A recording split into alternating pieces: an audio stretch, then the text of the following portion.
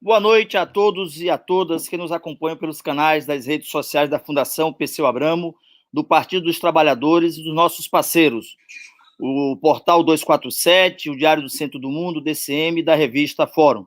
Eu sou Márcio Batalha Jardim, diretor da Fundação Perseu Abramo, e estamos iniciando mais uma edição do Observatório da Coronacrise. O Observatório do Coronacrise é um espaço de discussão sobre a crise sanitária que afetou duramente a vida de povos e nações pelos 4 cantos do mundo.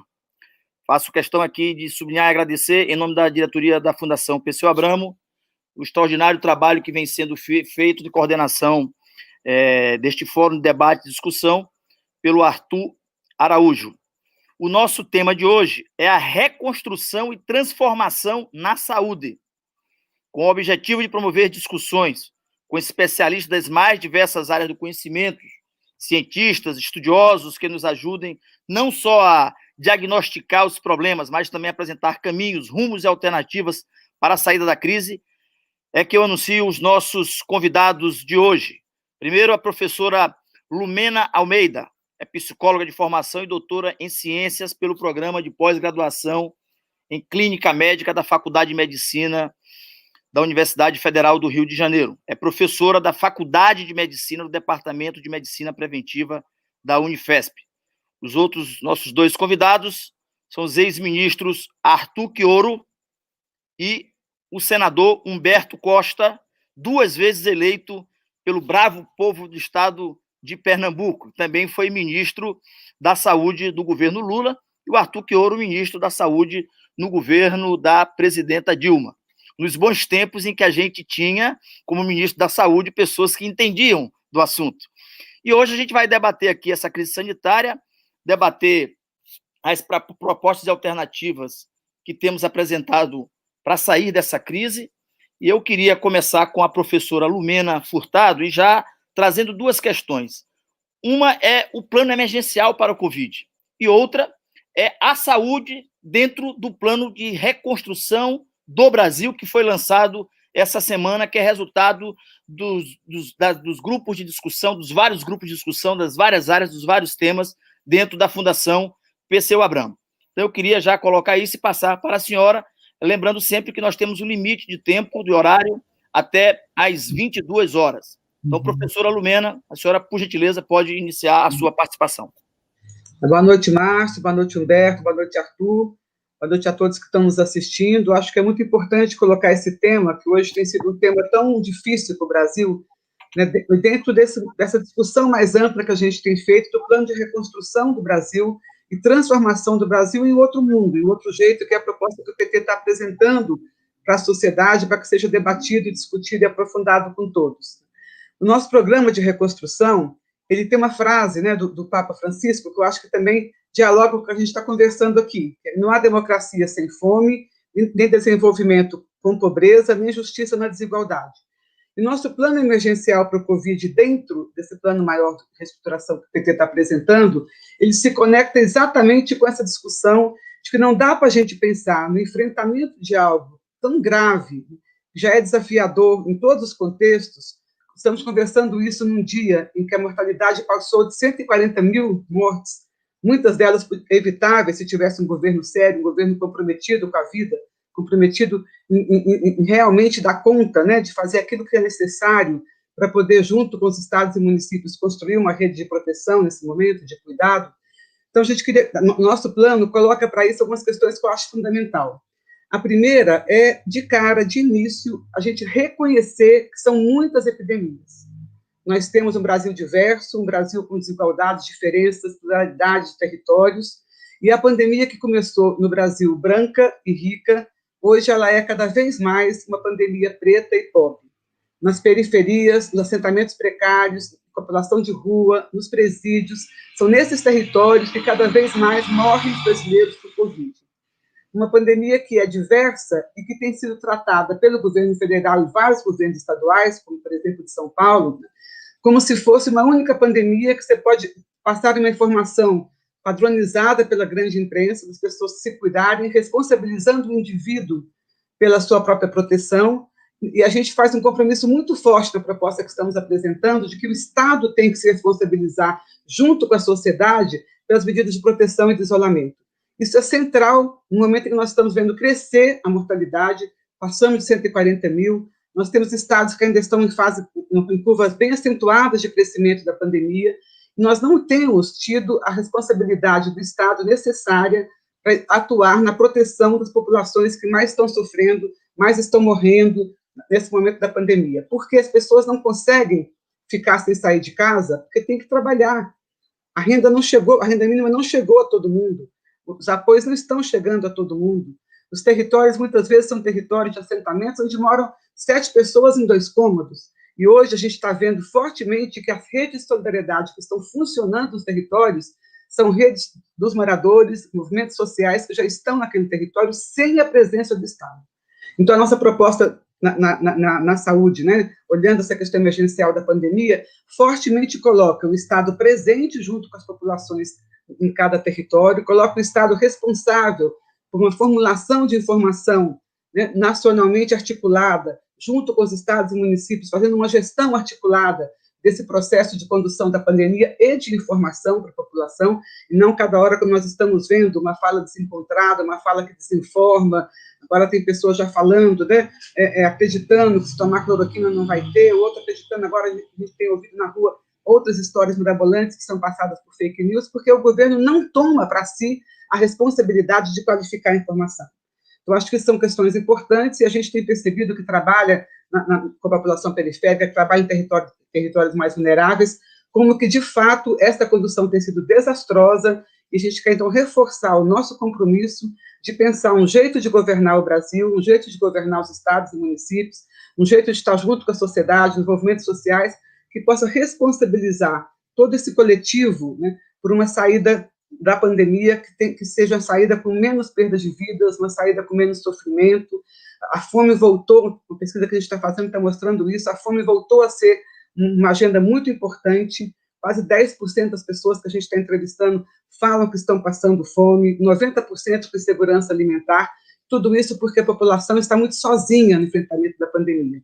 E não é igual estarmos numa casa, né, com conforto, tendo acesso à alimentação, conversando aqui, né, com todo mundo agora online, e estar numa situação de muita precariedade. Então, se nós não olharmos a desigualdade, a vulnerabilidade, o enfrentamento da pandemia será sempre um enfrentamento que deixará a mortalidade no Brasil ser muito maior do que ela precisaria. Eu vou colocar só essas questões iniciais para a gente poder rodar e depois voltamos na discussão mais geral, né, da saúde. Obrigado, professora Lumena Almeida. Eu quero aqui mandar um alô, agradecer aqui pela audiência, o Paulo Henrique Cardoso, que manda um abraço ao ministro Quioro, o Sandro Martins, deve ser do Timbu lá de Pernambuco, Humberto, manda um abraço para Humberto Costa, a Elizabeth Rania, a Ana Paula Soter. Muito obrigado a participação de todos, vocês podem ir participando aqui pelo chat também, encaminhando as suas questões, que a gente compartilha aqui com os nossos expositores e debatedores de hoje. Então, eu passo a palavra agora ao ministro Arthur Quioro. Uma boa noite a todos. Márcio, em seu nome eu quero saudar todos os companheiros e companheiras da Fundação Perseu Abramo, que têm feito um trabalho extraordinário de formulação, de análise crítica, de disseminação de um pensamento capaz de se contrapor, né, a essa barbárie que a gente vive. Saudar o meu querido companheiro Humberto Costa, nosso senador, meu ministro, né, com quem tive a honra de trabalhar em 2003 a 2005, né, um trabalho fantástico que ele liderou. A Lumena, minha colega de departamento e minha querida companheira de trabalho do dia a dia, né.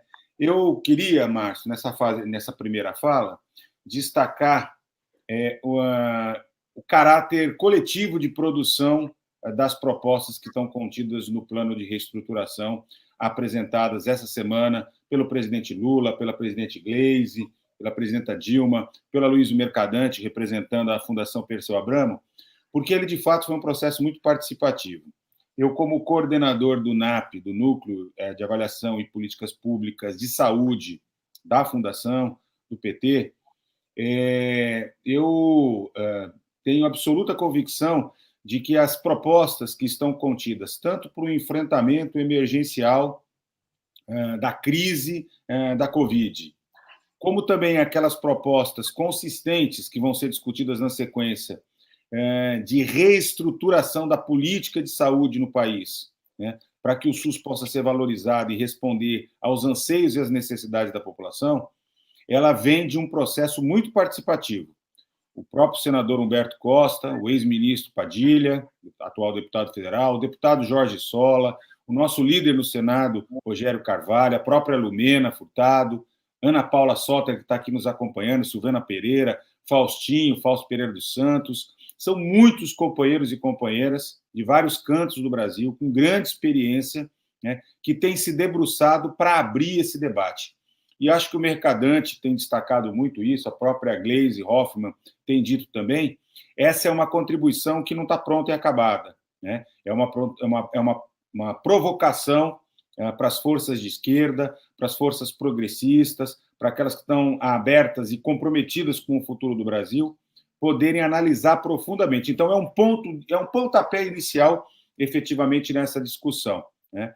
Por isso que eu convido a todos os companheiros e companheiras que nos acompanham, não só pela nossa rede, mas por todas as redes que se juntam nessa trama democrática, que se debrucem sobre o documento, que apresentem as suas propostas. E é muito interessante porque a proposta que nós do NAP da Saúde formulamos se articula fortemente com outros elementos que são trazidos pelos diferentes NAPs, porque uma das questões mais críticas é que não há enfrentamento da crise sanitária que nós vivemos se não houver uma conjugação, uma formulação de uma política de fato intersetorial, abrangente, que tenha a complexidade, né, e a profundidade capaz de enfrentar um problema que não tem uma explicação ou que não tem causas simples. Nós estamos lidando com talvez o mais grave problema de emergência sanitária que nós tivemos nos últimos 100 anos. Pode ser que a gripe espanhola, lá no início do século XX, tenha tido uma dimensão planetária como essa, mas efetivamente nos últimos 100 anos é o maior problema. A gente já viu que a resposta do Brasil tem sido uma tragédia, na verdade, mais do que uma tragédia, como bem disse aqui a Lumena Furtado, um verdadeiro genocídio. Esses números acachapantes que nós vivemos, termos ultrapassado 140 mil óbitos, chegando próximo agora de 5 milhões de casos confirmados, né, não espelham a magnitude para muita gente do que nós estamos vivendo. O Brasil tem apenas 2,7% da população mundial. Só que o Brasil responde a mais de 15% dos óbitos e mais de 15% dos casos confirmados de Covid no mundo. Isso significa, como bem disse aqui a Lumena Furtado, né, que milhares de vidas poderiam ter sido preservadas. Milhares de pessoas poderiam ter tido o privilégio, o direito de continuar vivendo com seus entes queridos, mas graças à total irresponsabilidade, à falta de empatia, de compromisso com a vida, uma verdadeira expressão de necropolítica do governo Bolsonaro, nós vivemos uma situação trágica, que é a conjugação da absurda resposta sanitária, sem coordenação do Ministério da Saúde, sem aplicação dos recursos, sem se lastrear nas orientações da Organização Mundial de Saúde, dos próprios técnicos e das evidências científicas, fruto, como bem disse também a Lumena, dos efeitos da brutal desigualdade social que o Brasil vive e da crise política, né, produzida por esse pandemônio chamado Jair Bolsonaro, por esse governo genocida, né, que coloca a vida em segundo plano, né, e literalmente brinca de maneira trágica com a vida de todos os brasileiros e brasileiras. E é por isso que o nosso plano de reestruturação, né, tem um profundo compromisso com o Brasil de hoje, mas também com o Brasil do futuro. E ele consta com um primeiro capítulo que diz respeito ao conjunto de políticas emergenciais que nós propomos para o nosso país, para o enfrentamento da Covid, para o enfrentamento integrado, que passam por ações sanitárias muito bem, claramente desenhadas e, naturalmente, por políticas de reestruturação a médio e longo prazo capazes de valorizar. E eu destacaria, né, para depois já passar a palavra para o nosso querido senador Humberto Costa, algumas medidas que são fundamentais do ponto de vista sanitário, né, e que são contidas na nossa proposta. A primeira, uma condução com muita responsabilidade, com muita coordenação, O Sistema Único de Saúde exige uma coordenação articulada, integrada entre as 3 esferas de governo. Uma capacidade de coordenação do Ministério da Saúde para que as ações de promoção, de prevenção, sejam efetivamente executadas de forma integrada e articulada em todo o território nacional. É fundamental, e nós propomos isso objetivamente, uma ampliação da nossa capacidade de testagem, de identificação de casos, de isolamento desses casos, de testagem dos seus comunicantes, seja no ambiente de trabalho, seja no domicílio, seja no peridomicílio, mas a identificação a partir dos esforços das ações das equipes de atenção primária em saúde, junto com as ações das equipes de vigilância epidemiológica, no sentido de interromper a cadeia de transmissão. É inaceitável que 7 meses depois do início da pandemia, nós continuemos a ter uma taxa de transmissão que não cede, quando os países que desenvolveram as estratégias efetivas, né, de isolamento sanitário, pedindo para que as pessoas ficassem em casa e juntos tiveram capacidade de desenvolver programas de testagem máxima, identificação de casos e isolamento, e no máximo 60 dias conseguiram controlar a taxa de transmissão. Portanto, tem técnica, tem ciência, tem capacidade, e o Brasil tem uma rede imensa de profissionais na atenção básica que, se devidamente apoiados, se puderem contar com equipamentos de proteção individual e que, se tiverem coordenação técnica e política, terão capacidade, sim, de, num curtíssimo espaço de tempo, poderem desenvolver uma ação de controle da taxa de transmissão. Mas isso não basta. É fundamental também que se desenvolva um conjunto de outras medidas que garantam que esse país tão desigual possa ter uma oferta de serviços, tanto de leitos de internação, tanto de leitos de terapia intensiva, tanto de equipamentos, tanto de materiais de consumo. Hoje está faltando até medicamento para poder sedar um paciente e poder entubá-lo. A nossa cadeia produtiva nacional, nosso complexo econômico industrial foi completamente destruído em menos de 4 anos. Eu gosto muito de uma expressão que o Rogério Carvalho, nosso senador, costuma utilizar, mas o Haddad utilizou no dia do lançamento do nosso plano de reestruturação, a tal da pinguela, a tal da ponte para o futuro do governo Temer, nos levou a essa tragédia. Essa conjugação de destruição do Estado, das políticas públicas, a implementação de políticas de austeridade fiscal, que são verdadeiros genocídios coletivos, tem produzido uma incapacidade de responder. E vejam, ainda bem que o Brasil tem um sistema único de saúde. Porque com todas essas mazelas, com todo esse abandono, com todo esse sufocamento, esse asfixiamento, que tem sido feito a partir da emenda do teto, que retirou 22 bilhões e meio e que continua no governo Bolsonaro, mesmo com a alocação de recursos extraordinários, que tem sido a conta-gotas e com o contador na mão do Centrão, no clientelismo político mais deslavado, tem operado no sentido de impossibilitar a nossa resposta. Portanto, para aqueles que ainda acham que 140 mil óbitos, quase 5 milhões de casos, é porque o vírus é muito complicado, é porque a fisiopatologia da doença explica, não explica. Nós poderíamos dizer que até um certo nível, 40 mil óbitos, poderia fazer parte da tragédia, da gravidade da doença que todos os países têm enfrentado. Mas este absurdo, essa mortandade, vejam, vou dar só um dado que me parece muito significativo. A doença que mais matou isoladamente na história do nosso país foram as doenças isquêmicas do coração, infarto agudo do miocárdio, em 2018, que não chegou a 112 mil óbitos no ano inteiro.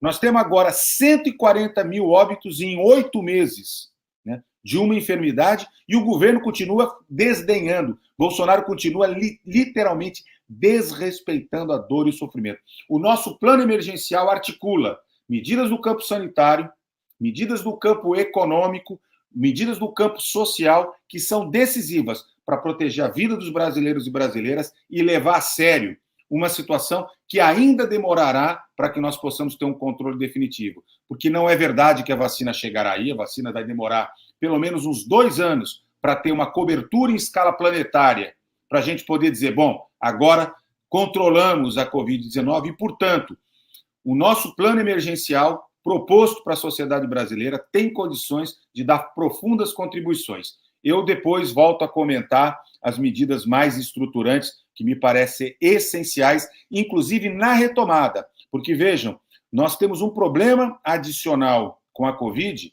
que é o contingente de brasileiros e brasileiras que, ao longo desse ano, deixaram de se cuidar, deixaram de frequentar os serviços do SUS, ou seguindo orientações equivocadas das autoridades sanitárias, muitas vezes, ou por medo de se infectarem, né? O que, inclusive, vai trazer uma sobrecarga de pacientes, não só numérica, mas de muitas e muitos brasileiros que terão suas condições de saúde agravadas pelo descuidado imposto por esse descompromisso governamental, por essa descoordenação de um SUS que tem hoje no Ministério da Saúde um marionete do Guedes e do Bolsonaro incapaz de coordenar as ações do campo sanitário. Obrigado, ministro Arthur Quioro. Quero aqui parabenizá-lo pelo excelente trabalho que você, à frente da coordenação dos NAPs, tem realizado e que resultou nesse programa, né, de reconstrução também da saúde do nosso país, que foi apresentado no conjunto de formulações e de propostas que os NAPs todos estão produzindo, que foi apresentado essa semana pelo Partido dos Trabalhadores, pelo presidente Lula, pela presidenta Gleisi e pelo Haddad, como você aqui mencionou. Eu quero registrar aqui a presença do Alexson Breda, está conosco, Luciano Ferraz, vamos à luta, estamos na luta, Luciano, e a Maria Rivane Capistrano da Silva, que nos faz lembrar, né, uma pessoa tão querida e tão saudosa que é o nosso Davi Capistrano, esse grande brasileiro que tanto lutou pela saúde, pelo SUS em nosso país. Lembrando do Davi Capistrano, eu passo a palavra ao também ex-ministro da Saúde, do presidente Lula, do governo do presidente Lula, e senador pelo estado de Pernambuco, companheiro Humberto Costa. Bem, boa noite, Márcio. Um grande abraço para você, para todos os que acompanham o Observatório da Coronacrise. Meu abraço à Lumena, que é uma das companheiras que compõe o nosso NAP, que é uma militante histórica do movimento em defesa do SUS, da saúde pública no Brasil, que tem tido um papel fundamental nesse trabalho importantíssimo do NAP, sob a coordenação do ex-ministro Arthur Quioro, que, sem dúvida, conseguiu coordenar um trabalho muito importante para a elaboração dessa proposta de reconstrução do Brasil. Eu quero falar pouco sobre a crise da Covid propriamente dita.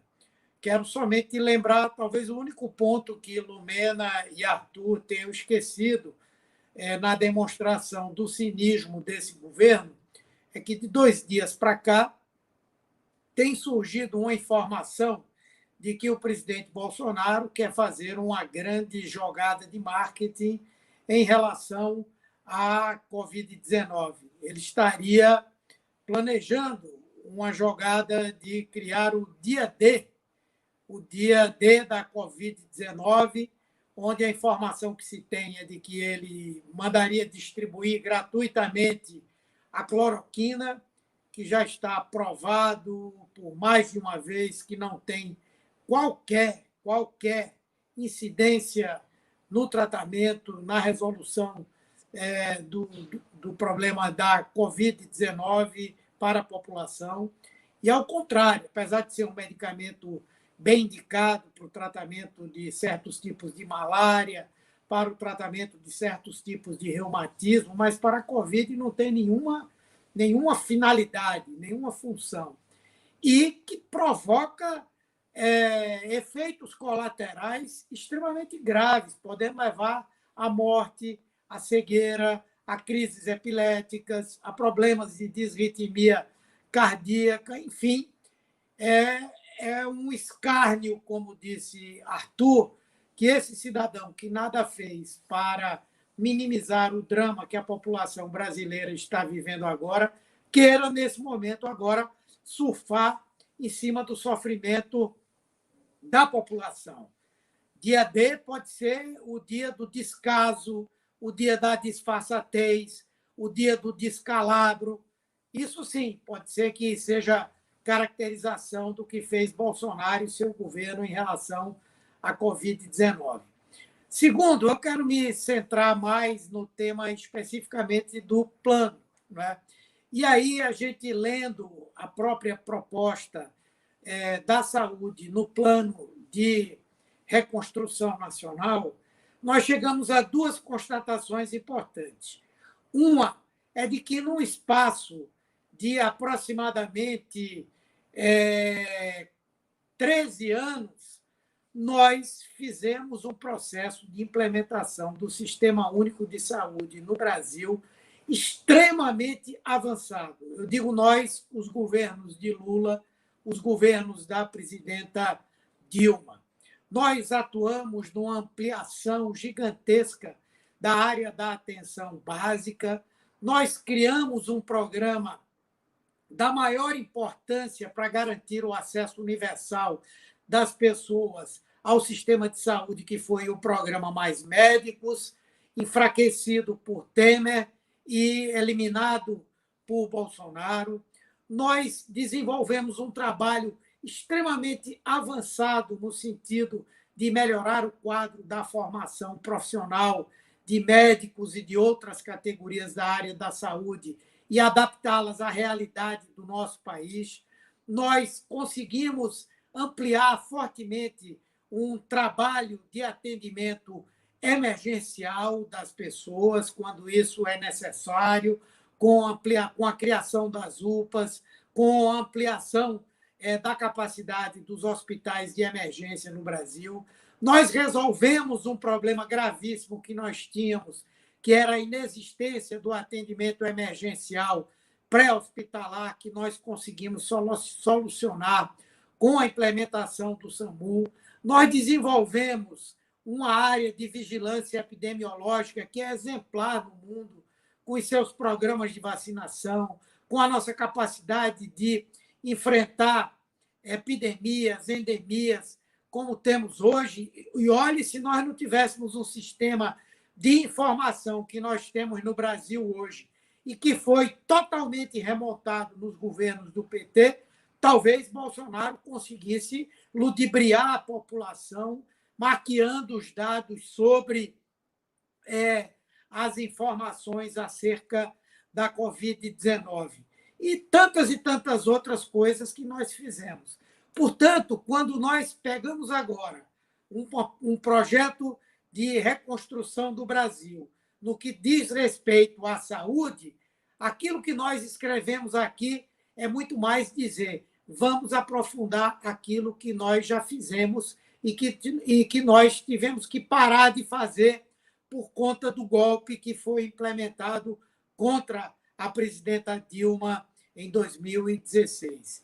Uma das questões mais relevantes, inclusive, no que diz respeito a isso, é que foram os governos do PT que promoveram um processo de cumprimento daquelas determinações constitucionais, determinações legais, em termos de financiamento do Sistema Único de Saúde. E depois que nós saímos, nós tivemos um processo de desfinanciamento acelerado e brutal. Só para se ter uma ideia, a implementação dessa chamada PEC do fim do mundo, da emenda constitucional do fim do mundo, a chamada emenda constitucional do teto, que limitou o crescimento dos gastos públicos de um ano para o outro meramente ao crescimento da inflação e com um teto de gastos para todas as áreas, fez com que nós, na área da saúde, perdêssemos entre 2018 e 2020, de 2017 a 2018 a 2020, 22,5 bilhões de reais de recursos só da área da saúde.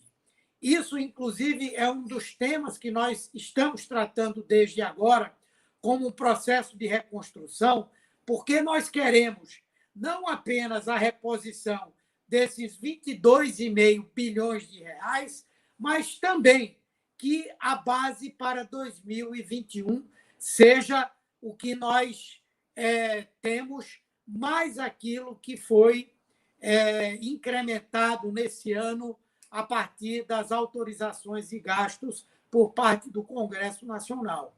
Ou seja, nós queremos ter de volta os 22 bi e queremos que a diferença entre isso e o que foi colocado a mais para 2020 estejam presentes lá no orçamento de 2021. Porque, como disse Arthur, nós temos aí uma demanda reprimida gigantesca que vai se apresentar em 2021 e que, se nós não tivermos recursos para os estados, para os municípios, nós vamos ter uma crise de assistência à saúde da população de uma forma mais ampla. Pretendemos um processo de ampliação da atenção básica, de fortalecimento dessa atenção, de fortalecimento do programa Mais Médicos, da ampliação da formação de profissionais na área da saúde, de ampliação do atendimento na área especializada, coisa que Arthur e sua equipe vinham fazendo no momento em que saíram do governo Dilma, já aí num processo de articulação política para que nós tentássemos evitar o impeachment, mas nós temos um programa elaborado para enfrentar um dos gargalos do Sistema Único de Saúde no Brasil, que é o atendimento emergencial e é o atendimento na área das especialidades, seja do ponto de vista de acesso a consultas, seja do ponto de vista de acesso a exames complementares, bem como para tratamentos, inclusive de doenças que necessitam um acompanhamento medicamentoso, de exames e de consultas continuamente. Então, colocamos isso também no nosso programa como um tema relevante para um processo de reconstrução do Sistema Único de Saúde, a garantia, como eu falei, do financiamento estável, mas também o aprofundamento de processos como a descentralização. Ai do Brasil se não tivesse o SUS e se esse não fosse um sistema descentralizado.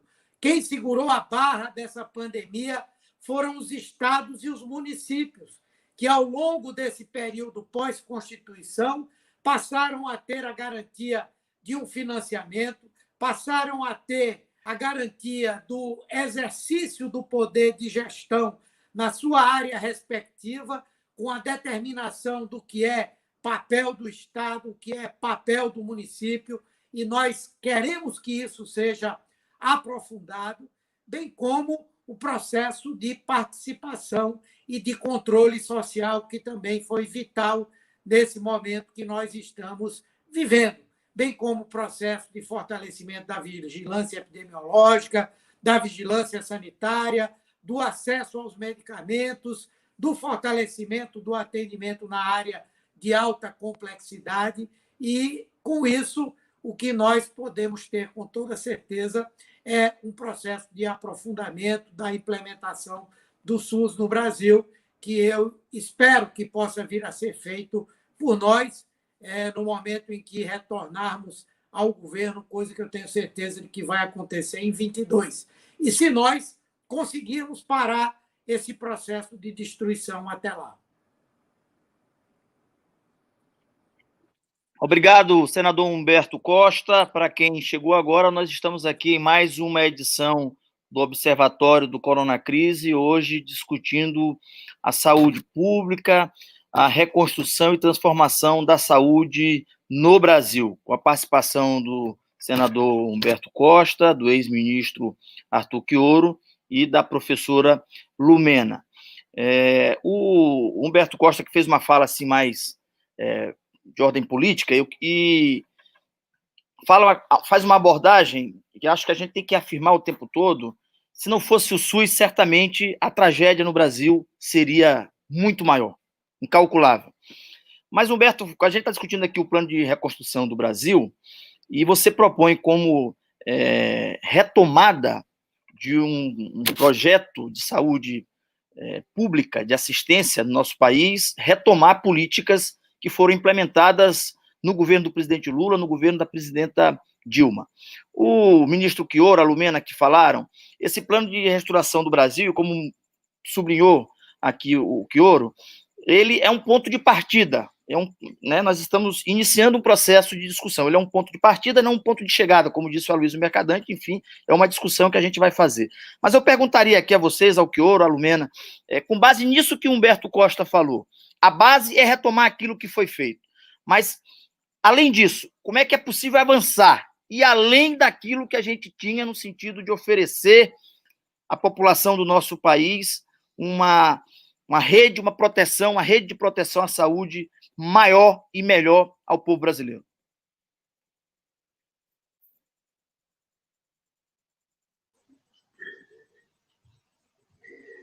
Então, eu acho, Márcio, que essa provocação, né, e acho que a fala do Humberto coloca de um jeito muito interessante para entrar nessa conversa.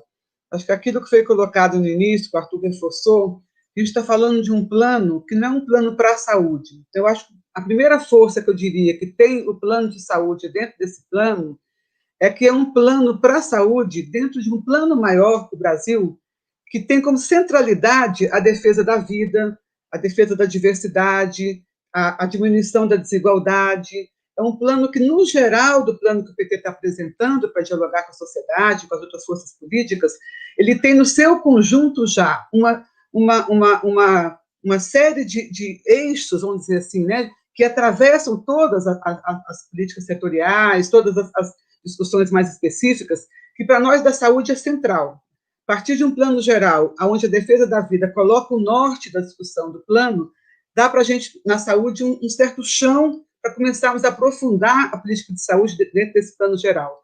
Uma outra aposta do plano geral, que para a saúde é fundamental, é uma aposta em aprofundar, mais do que já fizemos nos anos que estivemos no governo, a articulação entre as políticas. A gente sabe que para a saúde, essa atuação intersetorial, essa atuação articulada, ela é fundamental para podermos conseguir avançar, né, no nível de qualidade de vida e de saúde da população. Então, na saúde, articulado com toda essa questão geral, nesse plano que vem sendo construído tão coletivamente, como o Arthur já reforçou, na saúde, a gente está fazendo aquilo que o Humberto disse, né, recuperando as questões que a gente fez e, a partir delas, buscando colocar para frente propostas que possam nos ajudar a qualificar e avançar. E aí a gente começa com um ponto que pode parecer que não deveria ser o início, já estaria dado, mas que nesse momento do Brasil é quase revolucionário a gente poder assumir radicalmente que a saúde é um direito. Assumir radicalmente que a forma de construir um sistema de saúde é reforçar o sistema de saúde universal e público. No governo Temer e no governo Bolsonaro está tão destruído, tem sido feito um esforço tão grande e articulado de várias forças políticas coordenadas pelo governo federal e alguns estaduais, para desmanchar essa ideia do SUS, para deixar o SUS para pobre muito mais presente do que o SUS que a Constituição nos desafia todo dia a fazer, e que a gente, nos nossos anos de governo, andamos muito, avançamos muito. Então, hoje, a gente começa de um ponto que eu diria que é central, que é reafirmar essa conversa com a sociedade da saúde como direito e da defesa do sistema universal e público.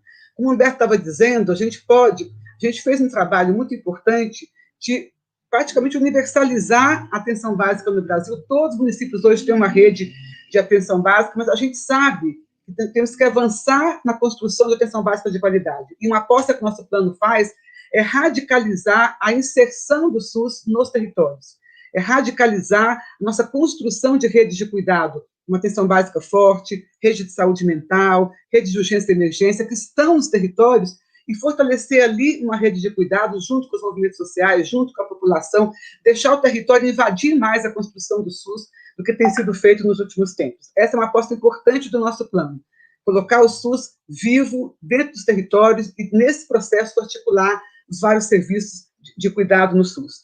Humberto já colocou uma segunda questão, que a gente tem uma formulação que estava praticamente no momento de dividir com a sociedade, de dividir mais fortemente com os outros gestores, que é qualificar o cuidado que a gente chama de especializado, que é qualificar aquele cuidado que muitas vezes hoje é o que as pessoas mais sentem falta no SUS, demora uma consulta, demora um exame, porque é tudo muito fragmentado, A nossa proposta também no plano de saúde, ela aposta fortemente na nossa capacidade de construirmos processos de cuidado que sejam contínuos, que as pessoas fiquem menos em filas a procedimentos isolados e mais tendo acesso a conjuntos mais globais de cuidado para aquilo que ela precisa. Então, é uma aposta em territorializar o cuidado, em qualificar esse cuidado de forma mais integral, diminuindo a fragmentação, diminuindo as filas por procedimentos, e apostar fortemente, para poder passar a palavra, e apostar fortemente na qualificação da gestão pública.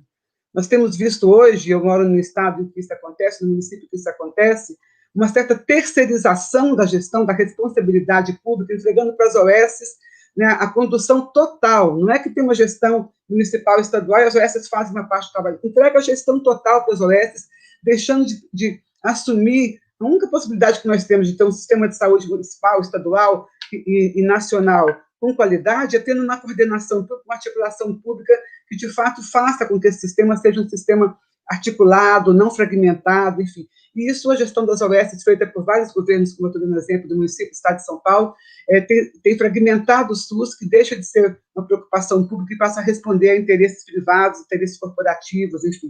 Então, acho que a gente tem também propostas muito importantes para poder qualificar a gestão pública do SUS, não só na perspectiva que eu estou falando, da gestão compartilhada, interfederativa, mas também na relação do SUS com o complexo produtivo da saúde, que poderá ser abordado, acho que o Arthur vai entrar nisso também, e que é um ponto importante que está no nosso plano, né, propondo que a gente possa assumir de uma outra forma, muito mais, como já fizemos, mas ainda muito mais amplamente, né, essa conexão com o nosso complexo produtivo e a disputa nós temos que fazer com o Congresso, com a sociedade, do financiamento para o SUS sustentável, né, porque se continuar com esse teto de gastos, a gente daqui a pouco não terá mais o SUS para discutir aqui, né, no próximo plano de governo. Então, queria colocar essas questões iniciais para a gente poder conversar. Obrigado, professora Lumena, que é uma pessoa que também tem uma vasta experiência na gestão pública, né, já assumiu vários cargos na gestão pública e traz uma questão também muito importante. Eu passo a bola aqui para o ministro Chioro, perguntando isso com que ela finalizou aqui. É possível fazer a gestão do SUS, da saúde pública no Brasil, sem essa fragmentação, sem a presença, sem a participação das OS? Na verdade, o que a gente observa é que esse tema vai ganhando uma centralidade no debate nacional, sem o qual dificilmente a gente sai de um certo impasse que está dado basicamente por dois grandes temas. Humberto já adotou, já inclusive abordou de maneira muito clara, que é a questão do desfinanciamento do SUS. Veja, eu já não falo mais em subfinanciamento. Subfinanciamento é uma questão histórica. Hoje, nós entramos num patamar de desfinanciamento. Vou dar um dado que ele reflete o grau de impossibilidade de garantir um sistema decente, público, gratuito, universal, né, nas atuais bases de financiamento, somando os gastos das três esferas de governo, municípios, estados e União, no ano passado, para 212 milhões de brasileiros, nós tivemos disponibilizados apenas R$ 3,60 por dia para garantir da vacina ao transplante. Então, esse é um tema muito dramático. E o nosso plano de reestruturação já vinha na campanha do Haddad, e a gente coloca, inclusive, com medidas muito objetivas, que estão lá no campo da economia, né, como a taxação das grandes fortunas, o andar de cima, o sistema especulativo, né, tem que pagar a conta, o andar de cima tem que pagar a conta, e garantir a ampliação dos recursos do Sistema Único de Saúde de forma permanente, consistente.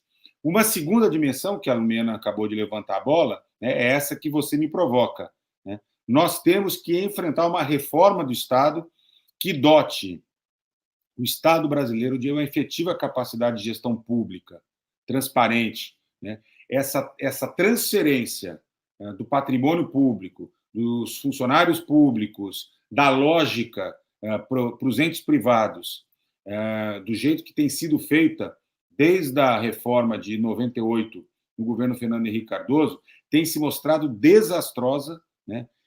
Matriz de inúmeros escândalos, né, de corrupção, de desvios de recurso, né, sem nenhum controle, são bilhões e bilhões de reais transferidos e sem resultados efetivos. Portanto, um dos nossos compromissos é resgatar né, as atividades típicas de Estado, reforçar a carreira dos servidores, reforçar a qualificação, né, o investimento, inclusive, em educação permanente dos trabalhadores do SUS e a gestão pública do nosso sistema, dos nossos serviços. Mas eu destacaria, antes de passar para o nosso senador Humberto, outros dois aspectos que complementam um pouco aquilo que a Lumena Furtado já tratou. Para além da rede de saúde, porque o Sistema Único de Saúde tem um compromisso inalienável de cuidar da saúde das pessoas, me parece que tem dois aspectos que merecem ser destacados. Um é o papel decisivo do ponto de vista regulatório que o Sistema Único de Saúde, que o Ministério da Saúde, né, e que no nosso programa de reestruturação nós apontamos com muita clareza, cumpre na proteção à vida dos brasileiros. Seja, por exemplo, quando trata do tema da prevenção do tabagismo, quando enfrenta, através de uma política de alimentação saudável, né, esse verdadeiro desafio do século XXI, que é a obesidade, a má alimentação, né, quando valoriza a produção familiar, a agricultura familiar, os alimentos in natura, os alimentos minimamente processados em detrimento dos alimentos ultraprocessados. É um papel fundamental do SUS interromper esse verdadeiro genocídio que se expressa no governo Bolsonaro com a liberação dos agrotóxicos. Né? É fundamental, né, que a gente consiga perceber um conjunto de ações que o Estado tem que regular para proteger a vida, não só das crianças, dos adolescentes, mas da população como um todo, por meio de políticas que incidam na determinação do processo saúde-doença. Né?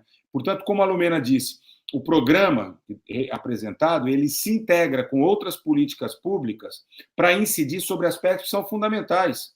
Sobra para o Sistema Único de Saúde, por exemplo, atender as vítimas de violência. Sobra para o Sistema Único de Saúde tanto atender as vítimas da violência no trânsito. Portanto, políticas intersetoriais lideradas pelo SUS, mas construídas de forma intersetorial, são decisivas para mudar o jeito, a qualidade de vida, para garantir mais saúde para milhões e milhões de brasileiros. Portanto, isso me parece um aspecto central da nossa proposta de reestruturação.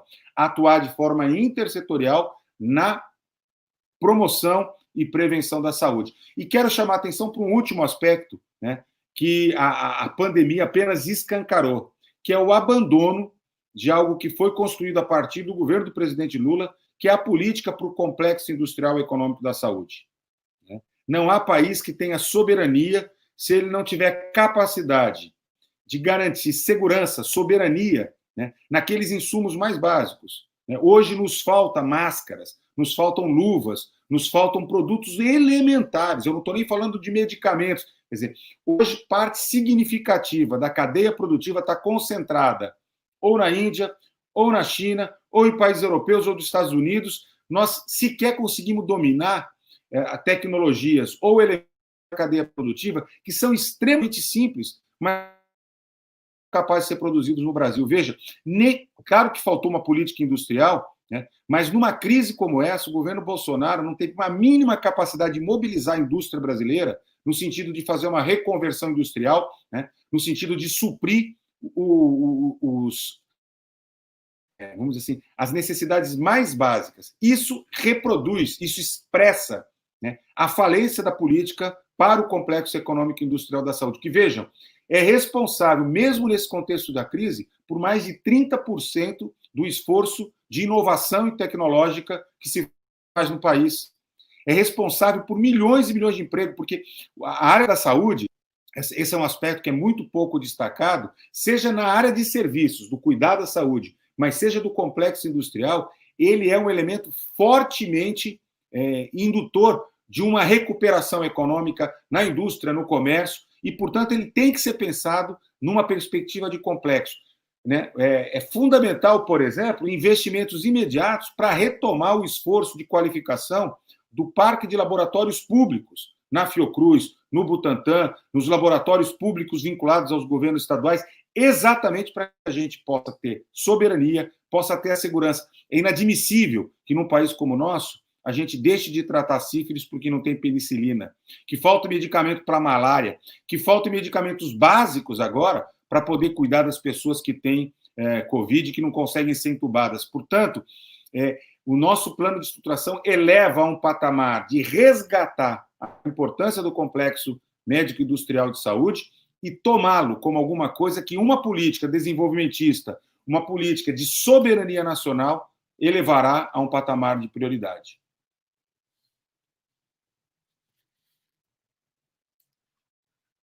Arthur Quioro, eu já peço a Humberto que faça os seus comentários, a gente está caminhando já para o encerramento, eu já peço a Humberto que fale e faça junto também as suas considerações finais, tem 3, 4 minutos aí, Humberto. Não, tenho a impressão que nós abrangemos tudo aí do que o programa falava, eu queria somente agregar uma coisa a mais, que além desse debate sobre a nossa autossuficiência na produção de equipamentos estratégicos, insumos estratégicos, nós temos que considerar a relevância do setor saúde como setor econômico. Não é?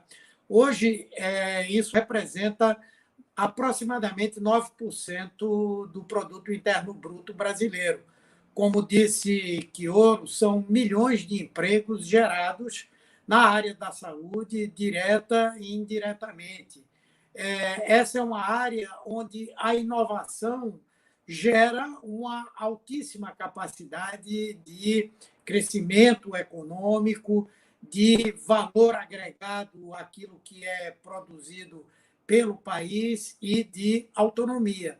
Nos nossos governos, nós reforçamos os laboratórios públicos, nós começamos, ainda não foi terminada, mas é extremamente estratégica, a Hemobras. Criamos plantas que agora vão ser utilizadas para a produção das vacinas para a Covid. Nós introduzimos de forma organizada a pesquisa na área da saúde, com recursos do Ministério da Saúde, e tudo isso tem que ser agora parte desse esforço, que é um esforço de melhorar a saúde, mas é de tirar o Brasil como um todo da crise. E a ajuda da saúde também é importante para a economia. Eu quero agradecer essa oportunidade, aqui valorizar a relevância desse debate que nós tivemos e me colocar à disposição para continuarmos aí discutir esses temas relevantes da saúde e da política do nosso país. Obrigado. A Regina da Costa, grande admiração e respeito pelo magnífico trabalho do querido senador Humberto Costa.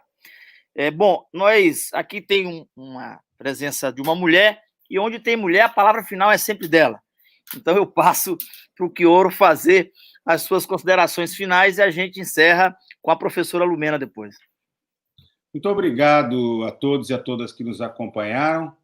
O meu convite é para a leitura profunda, crítica, reflexiva do documento e a contribuição com propostas, né? É apenas isso, só saudar a todos, dizer que nós vivemos um momento muito difícil, mas temos que ter muita esperança no futuro e na possibilidade de reestruturação do Brasil. E a gente não vai fazer isso reclamando, a gente vai fazer se a gente tiver capacidade de discutir politicamente os rumos do país e trabalhar para que ele se concretize. Uma boa noite a todos e a todas. Lumena, com você. Andando nisso que o Arthur falou, eu acho que o convite é esse, né? A gente aqui rapidamente falou de alguns pontos, seria importante todo mundo ler, conversar, estamos todos à disposição para aprofundar qualquer aspecto que seja necessário, e o plano geral que o PT está apresentando, ele fala de uma coisa que eu acho fundamental num momento tão difícil como que a gente está vivendo, que é recolocar a política num lugar que nos permita voltar a sonhar juntos, voltar a pensar juntos exatamente que Brasil que a gente quer, e acho que esse plano faz vários convites, um deles está dentro da saúde, mas tem muitos outros também interessantes, para que a gente possa estarmos juntos aí nesse processo necessário de reconstrução, nesse momento tão complicado que a gente está vivendo nesse governo genocida. Professora Lumena e o Arthur, isso, né? E também o Humberto também é integrante do NAPES, mas assim, qual é o passo seguinte agora? Foi apresentado esse programa de reestruturação do Brasil, de reconstrução do nosso sistema de saúde. Qual é o passo seguinte? Tem uma etapa? Como é que está essa programação dentro dessa equipe que está trabalhando a parte de saúde no programa?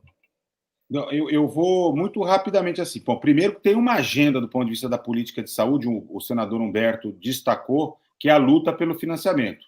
que acontece no Congresso Nacional, acontece sob liderança do Conselho Nacional de Saúde, de todas as entidades do campo da saúde, do qual nós estamos profundamente engajados, né? Seja para garantir o aporte de recursos necessários, seja para derrubar o impacto da emenda do teto, porque não adianta trazer mais dinheiro se a lógica do teto prevalecer. Portanto, me parece que essa é uma questão que nos mobiliza nesse momento. Mas, do ponto de vista do plano de reestruturação, a ideia agora é não apenas, através deste espaço, mas de vários outros espaços, conseguir dialogar com as diferentes forças políticas, com as universidades, com os movimentos sociais, no sentido de adensar, de dar mais profundidade, de dar mais elementos críticos à nossa proposta, né, para que ela vá se desenhando. E acho que teria aí duas agendas, uma de curto prazo e uma de longo prazo. Este documento já traz contribuições substantivas na disputa do processo eleitoral em 15 de novembro. Então, na estruturação dos planos de governo, dos candidatos e candidatas comprometidos com a democracia, com o SUS, ele serve de uma guisa, de balizadora. E é claro que nós temos uma perspectiva, afinal de contas, reconhecemos que não somos governo hoje, né? Mas temos aí uma proposição para o Brasil, um debate que vai ganhando musculatura, né, para que nós possamos enfrentar o debate sobre o futuro do país em 2022. Portanto, temos objetivos de curtíssimos prazos, né, porque temos aí 2021 chegando, de curto prazo com as eleições municipais, mas queremos um compromisso de discutir a saúde, a qualidade de vida, a dignidade, a cidadania do povo brasileiro, né, na perspectiva de médio e longo prazo também.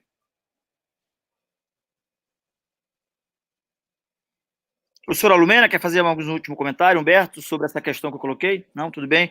Não. Então, obrigado. Eu quero dizer para vocês, eu já moderei aqui várias edições desse Observatório do Coronacrise. Hoje nós chegamos à triste, trágica marca, aqui já foi dito, de mais de 140 mil óbitos no país. Todos vocês, tanto o senador Humberto, o ministro Chioro, a professora Lumena, falaram do absoluto descaso, do absoluto desdém, da falta de sensibilidade desse governo de tratar com a dor, com o sofrimento e com a vida alheia. Talvez até pelo fato de vocês serem da área de saúde, serem profissionais da área de saúde, eu não tinha visto ainda aqui entre nós, vocês falam com indignação. Toda a fala de vocês traduz uma certa indignação com esse estado de coisas que nós estamos vivendo no Brasil. E acho que isso inspira a gente, porque, como o Chioro falou, tem que ter essa indignação, mas não pode também perder a nossa capacidade de esperança, de ter esperança no Brasil, né? E acho que esse plano de reconstrução desse país é um ponto de partida que pode fazer com que a gente possa unir mentes e corações, no sentido da retomada de um Brasil democrático, de um Brasil que possa ter um governo que respeite a vida das pessoas, porque, infelizmente, a gente está diante de um governo genocida, sem nenhum compromisso com o Brasil e sem nenhum compromisso com a vida. Eu finalizo agradecendo a todos vocês, em nome da direção da Fundação Perseu Abramo, do Arthur Araújo, que coordena esse observatório, e em nome do presidente Aloysio Mercadante. Um abraço a todos vocês que nos acompanharam até aqui, através das nossas redes da Fundação Perseu Abramo, dos nossos parceiros, 247, o DCM e a revista Fórum. Um abraço a todos, vamos à luta.